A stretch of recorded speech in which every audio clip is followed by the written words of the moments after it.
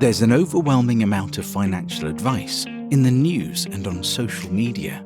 Who do you listen to? Are they looking out for what's best for you? How do you tune out the noise? In this podcast, trusted advisors Emily Agosto, CPA, and David Vaught, JD, bring their extensive education and experience to delve into all aspects of personal finance. Emily and Amanda make topics like investing, taxes, and financial planning interesting and accessible. And they provide a framework to help you think through the plethora of financial advice and news out there. Are you ready to start making the best personal financial decisions for you? Welcome to Connecting the Dollars with Propel Financial Advisors. Today I'm joined by David Vaught, our fellow advisor at Propel Financial Advisors. David holds a CFA, which is a chartered financial analyst designation. He's earned a law degree, and he graduated from the West Point, U.S. Military Academy at West Point. So thanks for joining us today, David. We want to do a series on getting to know our advisors better. So can you tell us what brought you to financial advising and why you chose that as your career? I was practicing law. I went to law school after I got out of the Army, and I did private practice for about 13 years. It's not a very efficient system, the legal system. It tends to be slow and expensive, and I was looking for better ways to help my clients. And I gravitated into practice a lot of business clients who had business problems and didn't want to get embroiled in long-term litigation or expensive legal work. So as I gravitated toward helping them with taxes and those kind of things, I did work on a Master of Law in Taxation at DePaul University for a while, although I didn't quite finish it. And business problems. I found that the investment world is really a place where objectives can be achieved more efficiently than in some other endeavors.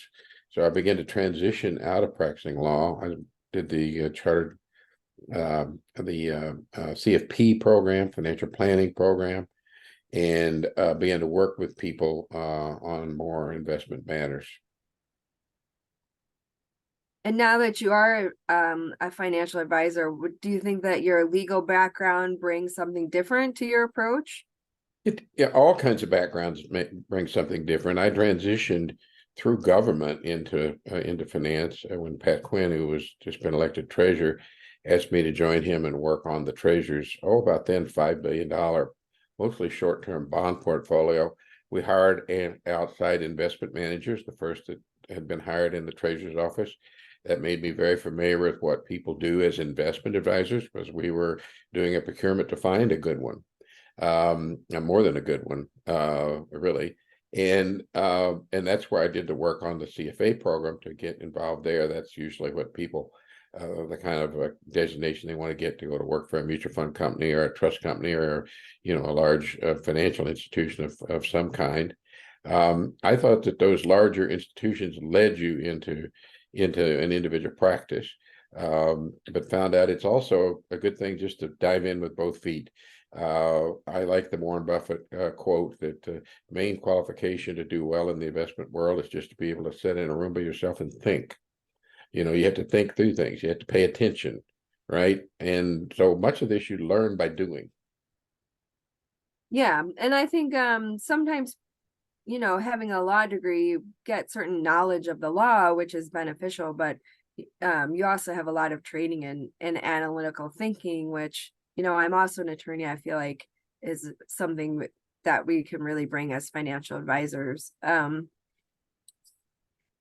true, man. And I think it leads you to the difference in the finance world. I started my own firm in 1996 and have been pretty steady at it since then, except for another detour into being the state budget director for Pat Quinn during the Great Recession, where I also learned a lot about the investment world. I'd never been to a bond rating agency before, just as an individual practitioner. You don't normally go there unless you work for a big underwriting bank.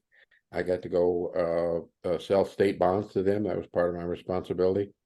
and deal with a lot of different businesses that are in the investment world, in the state's economy, while working for a governor. So all those experiences, I think, add up. But the point I wanted to make is they bring you to the difference between the qualitative approach to the investment world and the quantitative approach to the investment world. You need to know both. And the analytical thinking skills you're talking about that lawyers have to master really help in the qualitative area.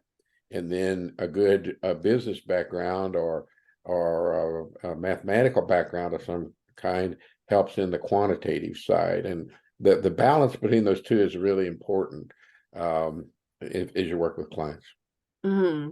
And that's the other thing I wanted to touch on with is you have extensive experience working with pension funds, investing for those institutional clients, but also with working with individual clients.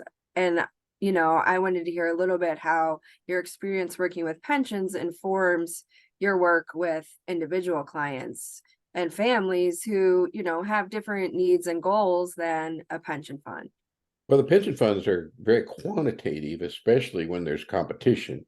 And that's a highly competitive area where large firms, and very capable firms are trying to get involved in the pension business. We were in the smaller pension funds, which made the competition not quite as intense, but we still competed with very large banks and others there in making sure that the ability to track an index and to improve on it were very important skills.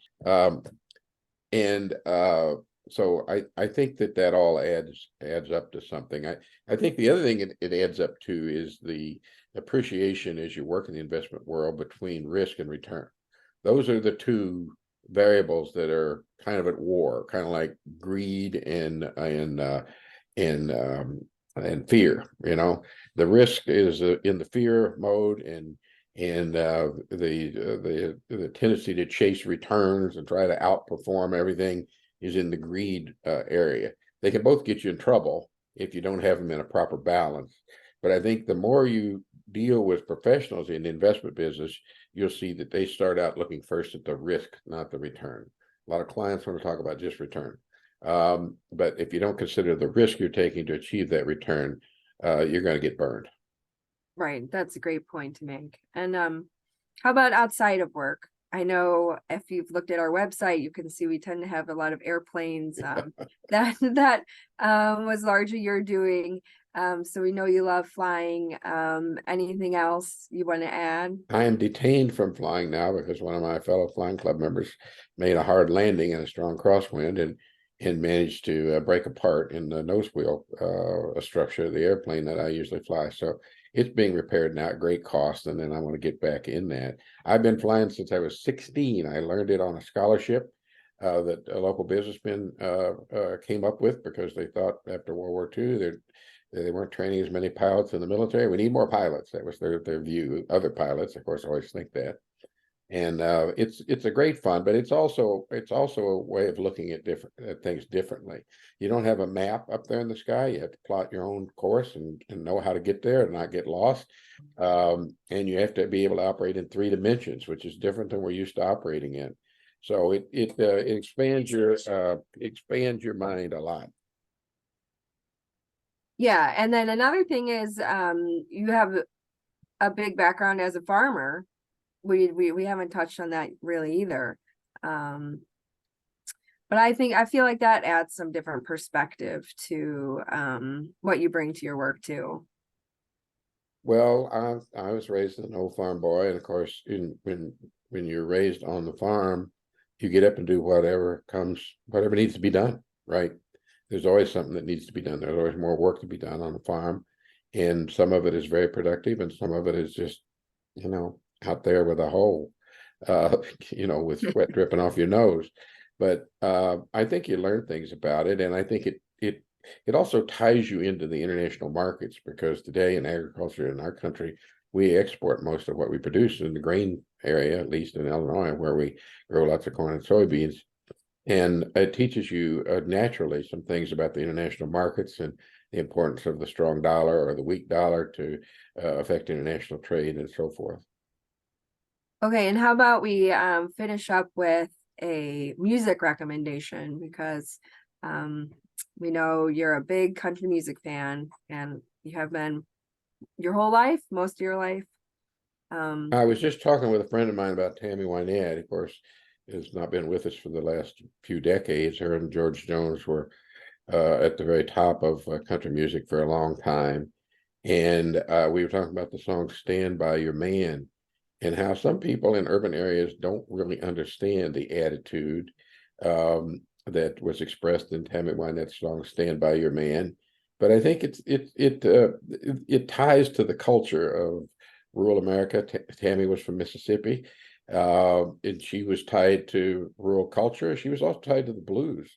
The Mississippi is the Delta blues, and the blues singers and guitar players in Mississippi in the South influenced country music a lot and really blended it much more than people understand today, I think, with that other music form that's part of our one of our cultures, or some people would say a subculture, but it's really part of our culture today.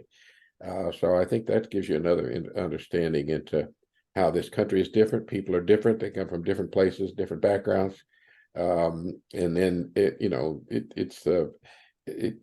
doesn't all reduce to numbers. It reduces to something very different. Yeah, very true. Okay, well, thanks for joining us today, David. It was nice getting to hear more about you and your background.